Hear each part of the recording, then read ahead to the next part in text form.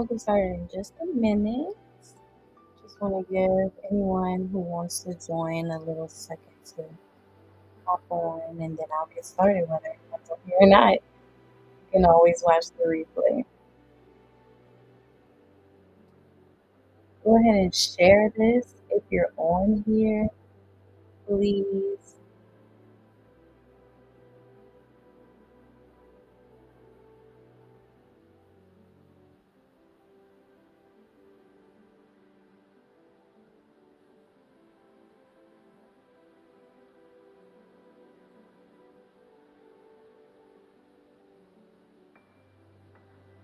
I'm trying to share it myself right now.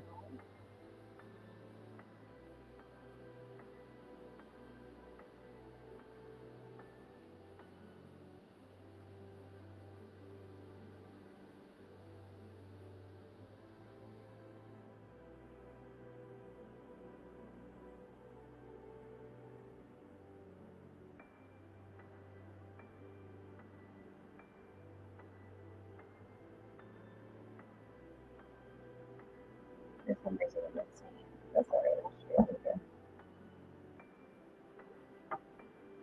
All right. I'm going to go ahead and get started. Turn my music on.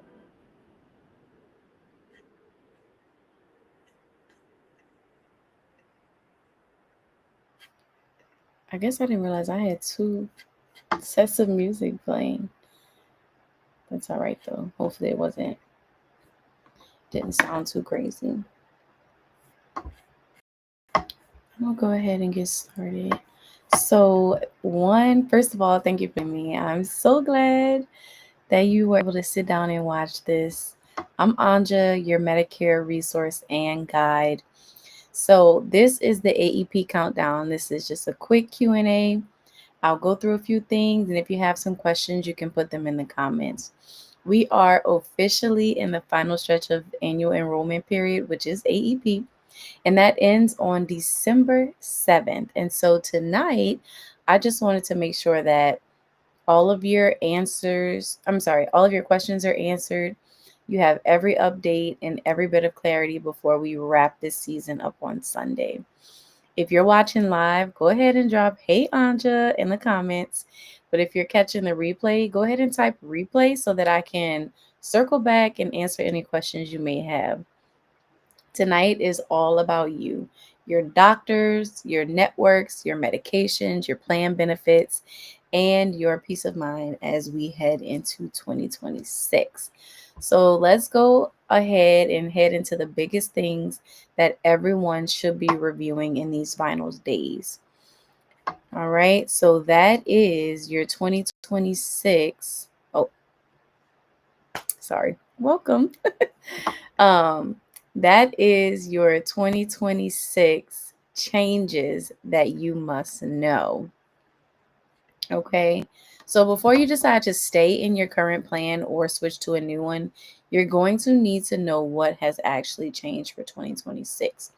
A plan can have the same name, it can have the same company, but very different benefits next year. So, this is what you should look at in your 2026 materials or on the plan website if you're tech savvy. One is your prescription formularies. Your drugs may have moved to a different tier. Tier 3 going to tier 4, that's a huge price jump. Some medications also now require step therapy or prior authorization. So you really want to look at your prescription formularies. For example, if a client's blood pressure medication might go from a $0 copay in 2025 to a $47 a month copay in 2026, just because the plan moved to a different tier. No other reason. But to be safe, check your prescription formularies. Not saying that has happened with yours, just an example. The second thing you want to look for is your pharmacy changes. Your pharmacy may no longer be preferred, and this can add anywhere from $10 to $40 per prescription per month. And also, some mail order benefits may have changed too. So, you want to check your pharmacy changes. For example, someone might be able to save over $500 a year by simply switching to a preferred pharmacy. Each plan has a preferred pharmacy. Same plan, same meds, different pharmacy. Save you some money. The third thing you want to check is any network updates. So your doctors may move in and out of networks every year. Specialists like cardiologists, neurologists, and oncologists are the most likely to change, as well as any hospital affiliations. That matters too, especially if you have chronic conditions. So you want to check those network updates. A plan, sometimes they may remove an entire hospital system from coverage. So thousands of seniors may not realize it until after January. That's why checking now is so important. Make sure that your doctors are still in network as well as your facilities that you attend. Another thing you want to check is any added or removed extra benefits. So, for example, those dental annual maximums, those over the counter allowances, they may either increase or decrease. Vision and eyewear coverage, any transportation, hearing aid maximums. Those are the added and removed benefits you want to look at. Some plans they increase benefits that will attract seniors, and others scale back if they've noticed that they're not used as much as others. So don't assume that it's going to be the same next year. And lastly, what you want to take a look at for 2026 changes is any out-of-pocket costs. That's your co-pays, your co-insurance, any out-of-pocket maximums, any emergency room and urgent care costs. If your out-of-pocket max went from $4,900 to $7,500, that might be a major red flag for you, especially if you have multiple specialists. Okay? So that's a short version of the biggest things to look for in your 2026 changes. So now let's talk about whether you should be considering a switch before the December 7th deadline. So now we're talking about who should consider. Uh-oh, I'm going a little too fast. Did I skip a slide? Where's my slide? Uh-oh. Sorry, y'all. It looks like my presentation skipped a slide.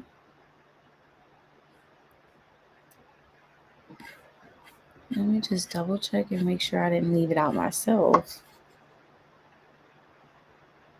But anyway, we're talking about who should consider, this is going so slow, who should consider changing. I guess it just skipped. Okay, that's all right. Let me see maybe if it's further down and just got rearranged.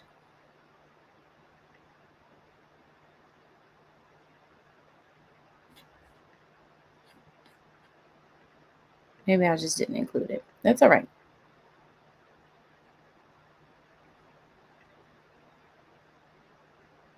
We talked about pharmacy and network updates. We'll stay here. So let's talk about who should consider switching plans. Now, this is the part that people really need to hear. So go ahead and listen up. There are three groups of people who should not stay in their current plans for 2026. One, if your medications have changed price. If your medication has moved tiers, or if it requires prior authorization, or if it's no longer it's no longer covered. If you leave this unchecked, you could be paying hundreds more per month. So you may want to consider switching plans if your medication prices have changed. Number two, definitely if your doctors or specialists are no longer in network. This is especially important if you see a cardiologist, a nephrologist, endocrinologist, if you have any pain management doctors, or if you use a specific facility that's no longer in network. So if your doctor isn't in network and you still want to use that doctor or that facility, your copay could increase, let's say $0 to $20 or $70 to $150 or $120. Or it might not be covered at all depending on the plan that you're in. So you definitely want to consider your doctors and facilities if you might want to consider switching plans if your doctors or facilities are not in network. The third thing, if your plan has removed or reduced any benefits that you really enjoy, you might consider switching. This is probably the least of your worries. But if you like the dental coverage you have and it's been dropped completely, you might consider switching over. If you enjoy those over-the-counter benefits, but they've been reduced, you might consider switching. If transportation has been removed or any vision allowance has decreased, these are things you might consider moving plans for. It wouldn't be on the top of my list, but it's something to consider. These benefits, they often make plans look very attractive, but if they shrink the benefit and you're getting less for the same or higher premium, you might consider switching. Also, if you have a chronic condition that's requires specific specialists, for example, people with diabetes, COPD, CHF, any history of cancer or kidney issues, um, you need to check every detail of your plan. The specialist is where your real costs come from. So you might consider switching if you require specific specialists and your price is increased. Oh. And lastly, if you felt rushed into a plan either last year or earlier this AEP, maybe a call center called you and rushed you into a plan, or maybe you didn't compare your plans properly, now's the time to slow down and ask questions before December 7th. Okay? And again, you can drop your questions in the comments at any time. Now, let's talk about what happens if you decide to do nothing. Okay? So, if you don't make any plan changes at all. So, a lot of people think, well, if I do nothing, then I'm safe. But that's not always true, especially considering your conditions and your specific health conditions and your financial conditions. Those things matter. So, if you do nothing, you will automatically roll into the 2026 version of the plan you're currently in. But it's a possibility that you may have higher copayments, changed formularies, new preferred pharmacies, different specialists, and fewer benefits. This is just a possibility. If you do nothing, you will automatically roll into the 2026 version of the current plan you're on. Second thing that may happen is you are not going to be able to change your prescription drug plan until next year. Part D is locked in for the entire year unless you qualify for a special enrollment period. So these are for the people who have Part D.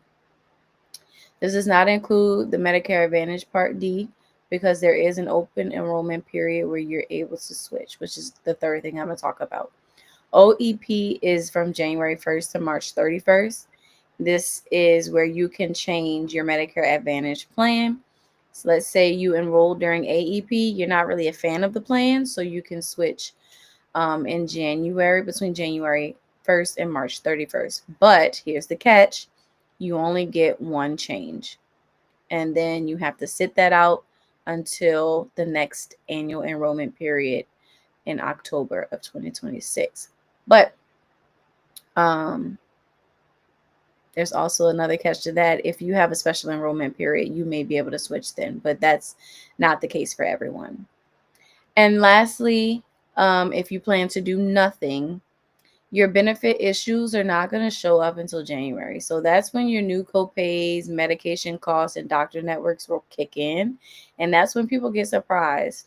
So this is why I always say, even if everything looks good, let's at least double check any of your main concerns so we can make sure that the plan that you're on in 2026 is going to be right for you. So before we move into the Q&A, this is your must checklist. Your must checklist, your final AEP checklist. This is the part I recommend. This is the part I recommend that everyone screenshot. So go ahead and screenshot this part right here. This is your final AEP checklist. This is the final stretch, the last few days of AEP. You want to make sure is your doctor or doctors still in network, including the facilities you go to and frequent. Are your specialists still covered? Are your medications covered at the same or lower cost? Is your pharmacy still preferred? Do your dental and vision benefits, are they the same or are they better? Are there no new prior authorizations added for 2026? And are your out-of-pocket max costs still affordable? If any one of these have changed, you might want to review your plan. If you need to review your plan, you can leave a comment or message me and I will reach out to you. Or you can look online and check that out yourself. But I prefer that you call me or leave me a message so that we can go through it together and I can answer any questions you have and there's no confusion. All right, so now let's open it up. This is your time to ask anything. But the issue right now is no one is on live, which is okay. But I do want to make sure that if you're watching the replay, that you can still ask your questions. Put them in the comments and I'll either comment directly under the post, which is more than likely what I'll do so that everyone can see the answer, or you can message me privately if it's something you're not willing to share publicly. And I'll answer your question in my messages. All right. So if you have a question, drop it in the comments. Anything about your medications, your doctors, your plan, your network, any paperwork or mail you've gotten recently, or something that you just may be confused about. Okay. So considering no one is live right now, or doesn't seem like anyone is live, I'm going to go ahead and close it out. And I'll just look for your questions in the comments, which is not a problem. I look forward to answering them. But I do want to go ahead and, one, apologize for being all over the place with my slideshows. I think I had more slides than what I decided to talk about, which I guess is an okay thing, but then I wasn't really keeping up with it. So hopefully it wasn't too confusing. And I think I might actually consider making these into posts to post on my Facebook and possibly my YouTube. I was having issues posting there the other day, but I might make this a post so you can refer back to it. But anyway, thank you for joining me tonight. If you want a free Medicare review before the end of AEP on December 7th, that's this Sunday, send me a message as soon as you're done watching this, and we can chat. You don't have to make these decisions alone. I am here to help you navigate Medicare with clarity and confidence. That is my job. And my services are free. I don't know if I said that earlier. My services are free. You do not have to pay me for this information. This is free information. I'm a free resource to you. And I really do enjoy helping our seniors. So have a blessed night, and I'll talk to you soon. Bye.